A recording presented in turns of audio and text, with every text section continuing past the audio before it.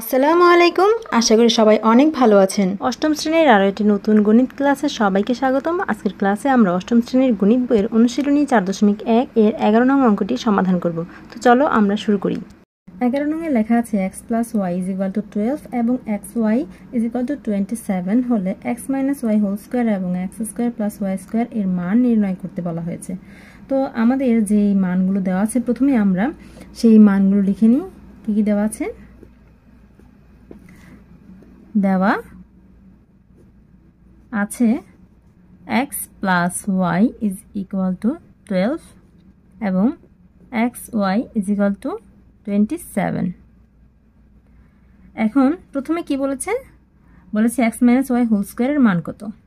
তো আমরা লিখব প্রদত্ত রাশি x - y whole square. x - y whole square, এখানে খেয়াল করো x কে যদি a ধরি y কে যদি b ধরি তাহলে কি আছে a - b whole square. a - b whole স্কয়ারের আমরা একটা সূত্র শিখেছি না a - b whole square = a + b whole square -4ab। দেখো তো এই সূত্রটা তো আমরা শিখেছি তাই না? এই সূত্রে কি যদি a - b হোল স্কয়ারের মান আমাদের নির্ণয় করতে বলা হয় তাহলে কিন্তু a + b এর মান লাগবে আর ab এর মান লাগবে, তাহলে কিন্তু আমরা মানটা বের করতে পারবো। এখানেও কিন্তু x + y আছে, এখন x + y এর মান দেওয়া আছে এবং xy এর মান দেওয়া আছে, তার মানে কি এই মানটা আমরা এই মান দুটির মাধ্যমেই বের করতে পারবো তাই না? তো আমরা এই সূত্রটা এখন লিখবো। কি লিখবো? x এর জায়গায় a এর জায়গায় লিখবো x আর b এর জায়গায় লিখবো y, অর্থাৎ a + b whole square -4ab, তাই না? পাশে লিখবো যেহেতু এই সূত্রটা আমরা এখানে ব্যবহার করেছি, ঠিক আছে, সমান x + y এর মান দেওয়া আছে 12, তারপরে আছে স্কয়ার -4 xy এর মান দেওয়া আছে 27 * 27, 4 এর সাথে xy এর হচ্ছে গুণ সম্পর্ক, এজন্য গুণ দিয়েছি। এখন 12 স্কয়ার মানে হচ্ছে 144, 144 -4 আর 27 গুণ করে দেখো আসবে 108, 108।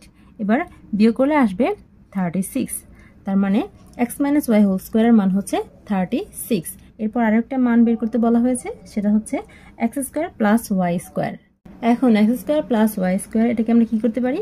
আচ্ছা, x কে যদি a ধরি y কে যদি b ধরি তাহলে কি a² + b স্কয়ার এই আকারে আছে।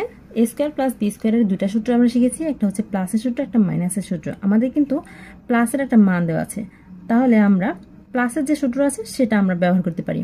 প্লাসের সূত্রটা কেমন ছিল মনে আছে তোমাদের? এখানে পাশে একটু লিখে দেখছি, যেহেতু a² + b square = a + b whole square -2ab, এটা হচ্ছে আমাদের প্লাসের সূত্র তাই না? তো এই সূত্র আমরা এখানে ব্যবহার করব।